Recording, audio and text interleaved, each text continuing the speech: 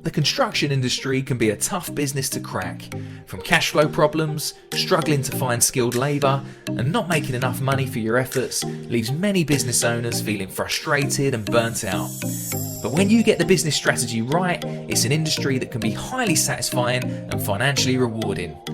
I'm here to give you the resources to be able to create a construction business that gives you more time, more freedom, and more money.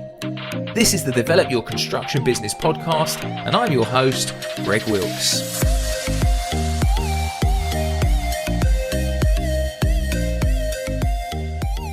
So welcome to the Develop Your Construction Business podcast. This is your number one resource for tips and strategy on how to grow your construction business successfully. So if you're in the building trade, whether you're an electrician, a plumber, carpenter, general builder, and you want to learn how to grow profitably, then you've come to the right place. So we're going to discuss lots of content here, but things like best business practice, marketing, operations, finance, the best software and apps that are available in construction. We'll look at how you can find and keep the best subcontractors and staff. You name it, if it helps your business grow, then we'll have it covered here. Now, just to give you a heads up on who I am and what my experience is and why you'd potentially even listen to me. So my name is Greg Wilkes, and I'm an Amazon #1 best-selling author of the book, Building Your Future, How to Grow a £1 Million Plus Construction Business. Currently rated 5 stars on Amazon, which is fantastic and I'm pleased about. So hopefully that will continue.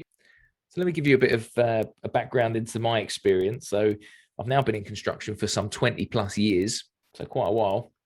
But I didn't always intend to get into the construction industry. I always knew I was going to work for myself, but I didn't really have, construction as my aim.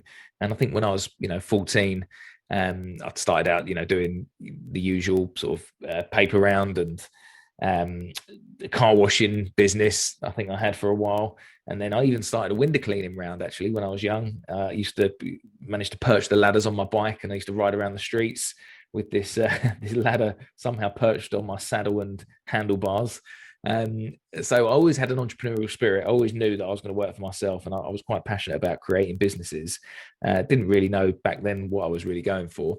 But like most who end up getting into construction, you sort of fall into it, really.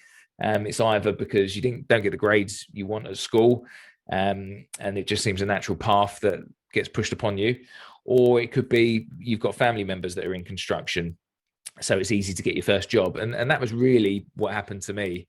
I sort of lost interest in school, when I was 15, 16, because I was out earning good money and working for myself. I pretty much switched off at school then. I always knew that I wouldn't really need my qualifications. So that was a bit of a downhill spiral for me at that point. So didn't do fantastic at school, to be fair.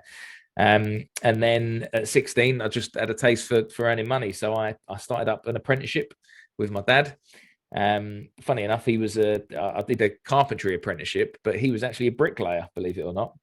So that was a challenge, doing a carpentry apprenticeship, learning from an experienced bricklayer who didn't really have a clue about carpentry. So that was quite funny. So that probably explains why I'm not the best carpenter in the world. I have been known to hang the odd door upside down in my time in my apprenticeship. Certainly not proud of that, but there you go. That's what you get from learning from a bricklayer. So did my carpentry apprenticeship. That was about 3 years.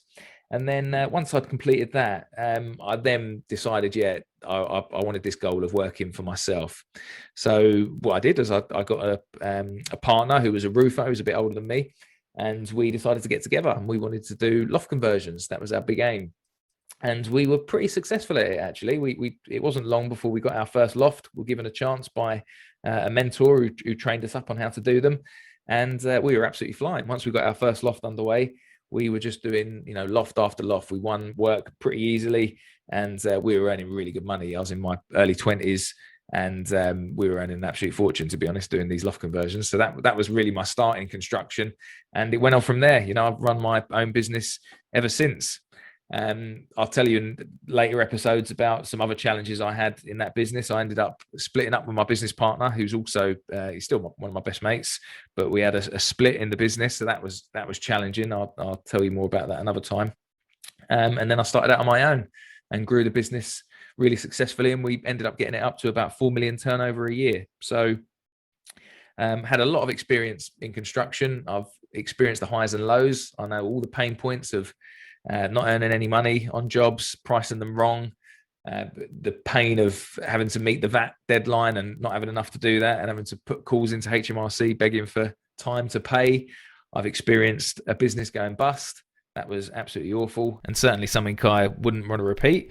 But fortunately, learned from those mistakes and revisited my strategy, and was then able to create a really successful construction business that did well for many years. So there was a good outcome from it. So really, this podcast is going to go through all the highs and lows that I've experienced in the industry.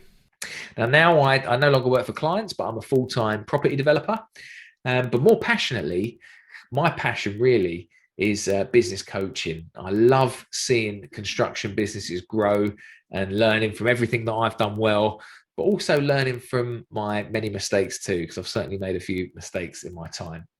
So what you're going to see really in the following episodes is really going to be warts and all coverage of what's worked for me and what hasn't, and what's working at the moment for my clients, and maybe what doesn't work so well.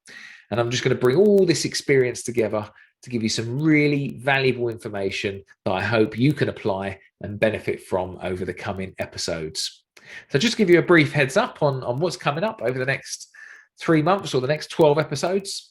We're going to be looking at things like the importance of goal setting and aiming big. We'll discuss why £1 million business is such a significant number to aim for. Why do I always stress go for £1 million? We've got episodes on finding your USP, how to understand your numbers, and the best software and apps that are out there for your business.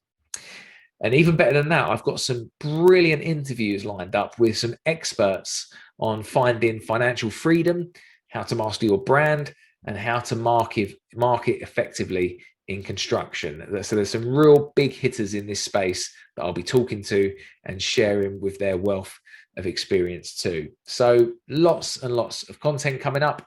There'll be nice, short and punchy episodes. So make sure you subscribe and ensure you don't miss an episode.